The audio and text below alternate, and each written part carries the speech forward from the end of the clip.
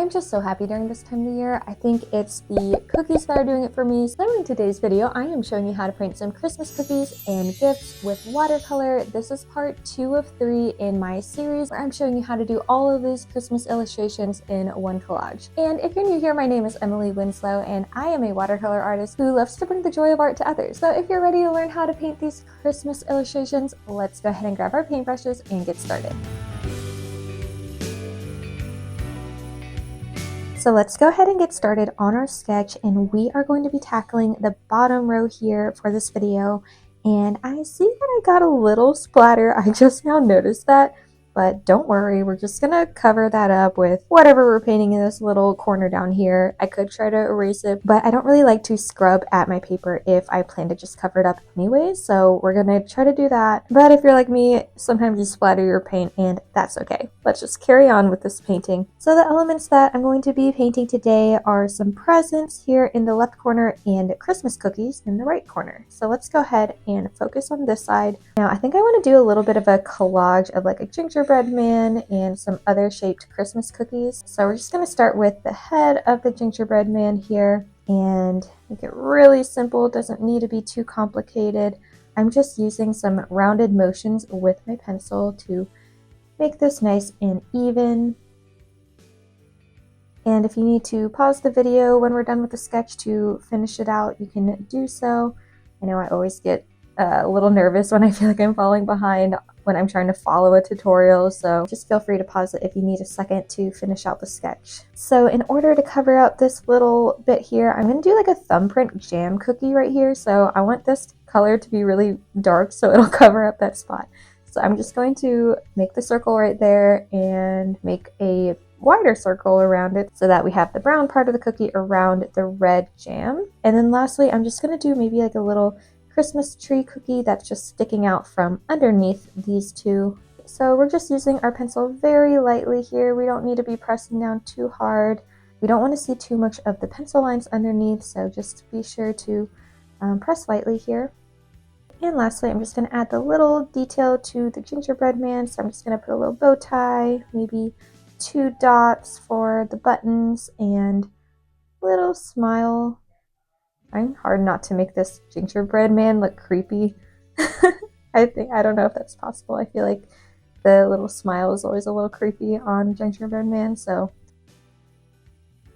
very simple. I think maybe I'll do one more little outline. I'm just going to paint like white icing on top of this tree cookie, so I'm just doing a double outline. Okay, now that we have our cookies drawn out, let's move on to our presents over here. And first, I kind of just want to measure out where I want the presents to end and stop. So that way we have it centered, and I just want the collage to look well balanced on the paper. So I am going to start with a larger gift here at the bottom and just go upwards with it here. When it comes to painting cubes or illusions, I think a good exercise is really just to practice painting like a cube or a sphere. We would do that in my art class in like high school, and to be honest, I think that's a great practice just because there are so many objects that have spherical or cube-like features. Like a present, this is basically just a long cube, and so practicing those little exercises really helps you have some drawing skill, and that's how I learned really to quickly draw out these shapes, is just by practicing. Okay, now I'm just going to make another box right on top of this one and make it look like it's kind of tilted over this other box. I just like to have the illusion of just a few presents that are stacked up. And then I think I'll do one more small one right in front of these two here at the bottom. So let's go ahead and just do one more down here.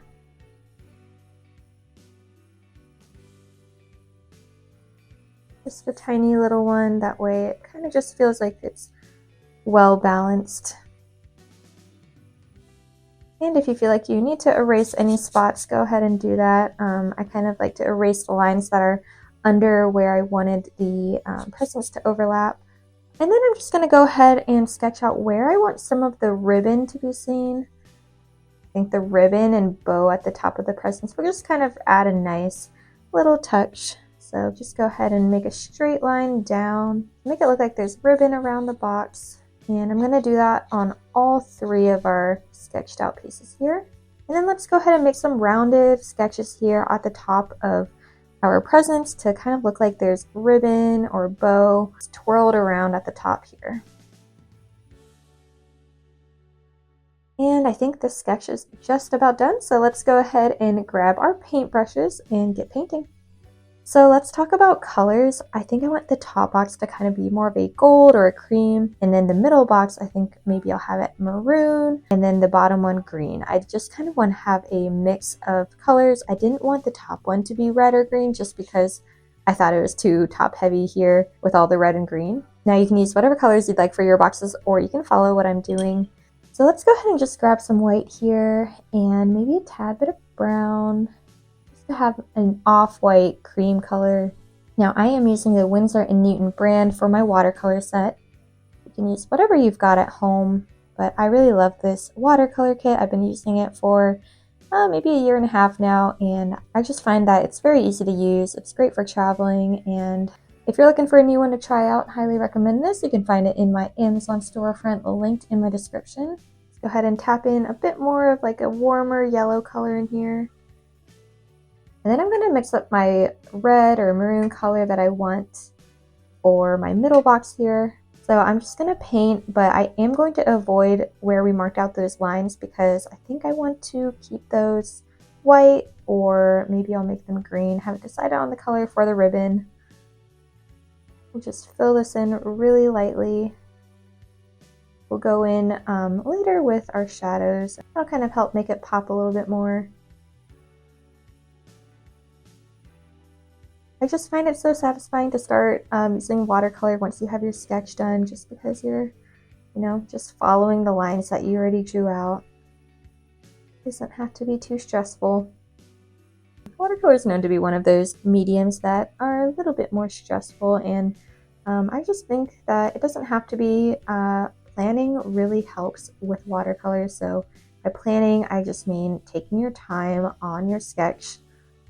That can really just help you be confident about where you are about to lay your paint. I have felt stressed doing watercolor when I didn't really do a sketch and I just kind of started painting. That's when I, can get a little panicked and be like, oh no, what am I doing? Where's my paint going? Okay, so for that top box, I do want to mix up a darker shadow color. So I'm just taking maybe a little bit of purple and brown, and I just want to lay that in. I want the left side to have more of that highlighted area, so I'm going to keep that lighter, but then make the front part a little bit darker. And for our bottom present, let's go ahead and mix up a nice green. I want it to be light and earthy, so I'm taking green, but I'm also putting some brown in there, maybe a little bit of yellow or white, maybe a little bit of blue and red as well. Just kind of mixing all kinds of colors. I just don't really want it to look neon green or anything. I want it to have a nice, cool look to it. So just mix until you are happy with your color. I think this is good right here. So I'm going to use this color and just swipe in the paint. I'm doing the same thing of avoiding the ribbon area because I haven't quite decided what color I want to make it. So just add that paint in. And it's okay if your colors touch a little bit and blend together. When the whole area looks well blended, even if colors are mixing onto each other, I just think it makes it look natural. And now I'm just going to take some darker colors. So I'm taking like a purple, maybe a dark blue, and maybe some red in here. And once you've got a darker tone mixed up, let's go ahead and add that here underneath the ribbon and a little bit more on this right side here just to give it more shadows. I want to add this color underneath the lid of this middle box just to give it a bit more dimension as well. Let me know what your favorite Christmas gift that you've ever received is. We're actually not too big into gifts here in my family, and so to be honest, I love that because it's so not stressful during the holidays. We'll do maybe like one little, or pick one person to give a gift to if we do name drawing, but I really like not having to stress about that because really, if you think about it, Christmas is all about celebrating the birth of our Lord and Savior. So I think it's still such a great time to be generous and give other people gifts, but I also don't think it needs to be a stressful time, and we don't need to worry so much about, you know, finding the perfect gift. I think usually it's the thought that matters most, and always good to remember that. That's also really why I love giving handmade gifts. I think that those are so special, and you know, there's thought that's put into it, so it doesn't always have to be a ton of money that's spent on gifts. You can always make them a painting. That's what I like to do. So for the ribbons, I think I'm going to go with maybe like a gold ribbon here at the bottom. So let's go ahead and mix up a yellow, and I'm just going to add that in here very lightly. I think I just want it to contrast well enough with both the red and the green, so that's kind of why I picked this color. But again, you can choose whatever you feel is best for your painting. I think I'm going to leave the middle presents ribbon white, so I'm just taking an off white color and swiping that in so it's not stark white as the paper. Just going to take a very light color and put that in here. On the right side, I do want it to be a little darker, so I added a bit of purple in here. So for the top ribbon, I think I just want it to be red, so I'm just swiping a red color in right down the middle. A little bit here on the left. We'll just add that into the bow on the top as well. As you can see, I'm having a little bit of spreading here at the bottom. That's okay. I'm just taking a dry brush and I'm going to clean that up a little bit.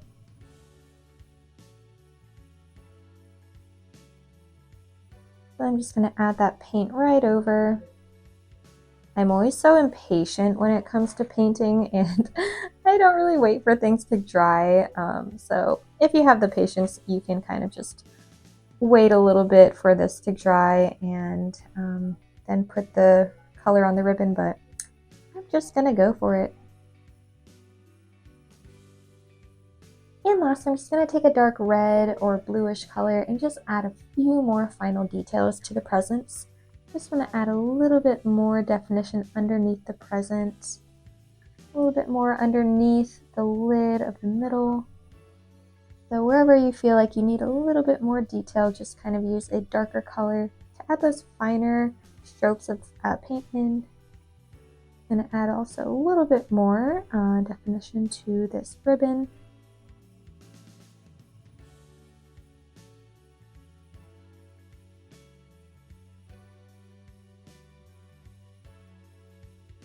Add a little bit more to this ribbon here at the top. And we are just about done with these presents.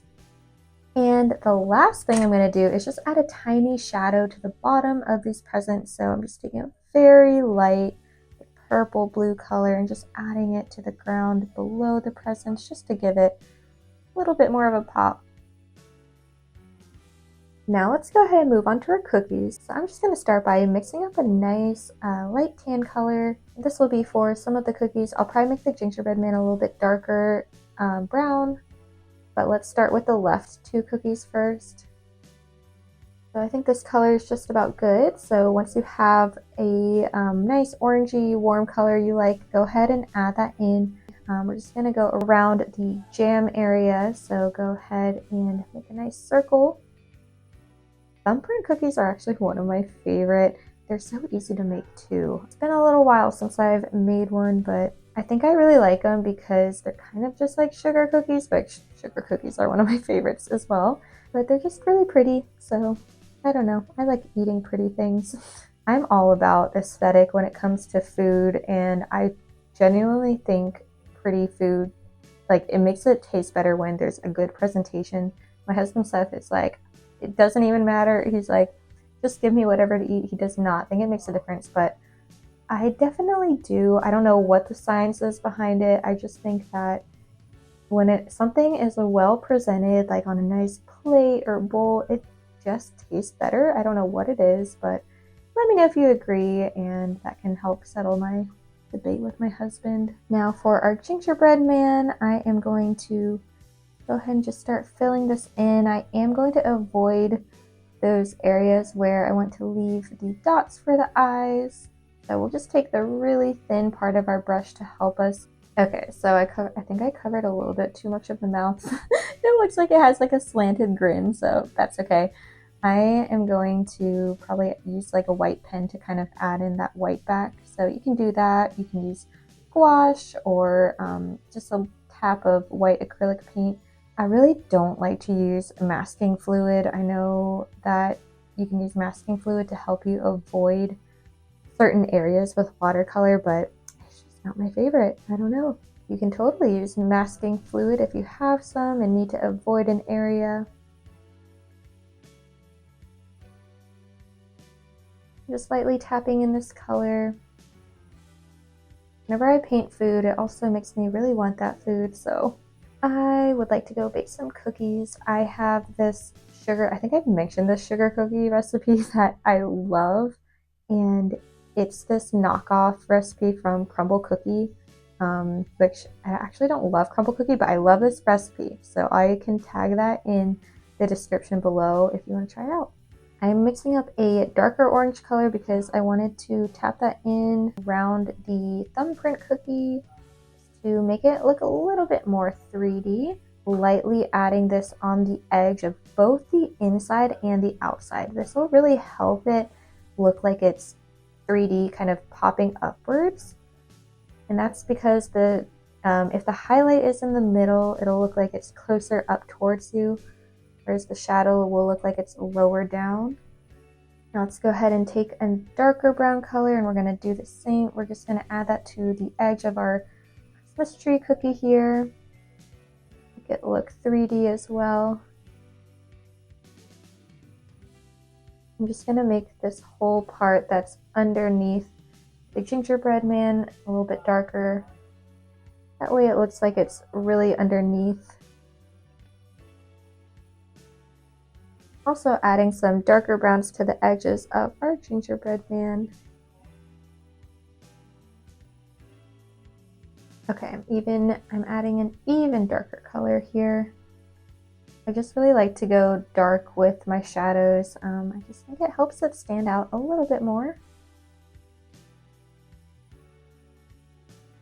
Now for the icing on top of the Christmas tree, I'm just going to take a nice white and purple mix and just go at the top here. I don't want it to be too off color, but I also didn't want it to be the color of the paper. I'm just adding a very light mix on top.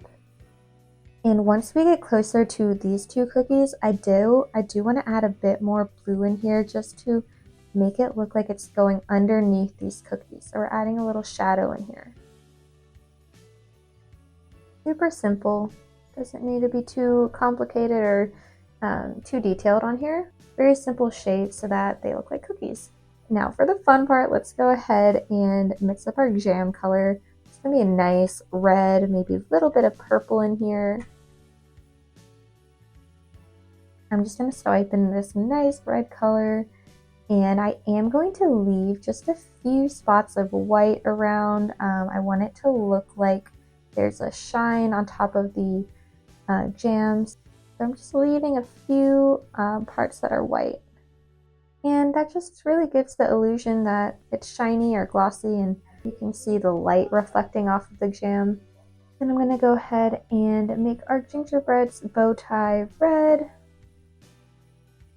And I'm just using a straight up red color here. And I'm just going to take a darker red color and go right around the cookie area. So kind of jumping around between cookies here, just adding a few more details to each of them before we're all done. And then I'll just take some nice white, kind of the same color as I did for the Christmas tree, and just add that in on the buttons. I didn't want them to be red. I thought that might be too overpowering, so I'm keeping them like white icing. And the very last thing I'm going to do here is just take a light shadow color, similar to what I did with the presents, and just go ahead and go underneath the cookies. I just think this helps make it look like it's jumping off the page at you.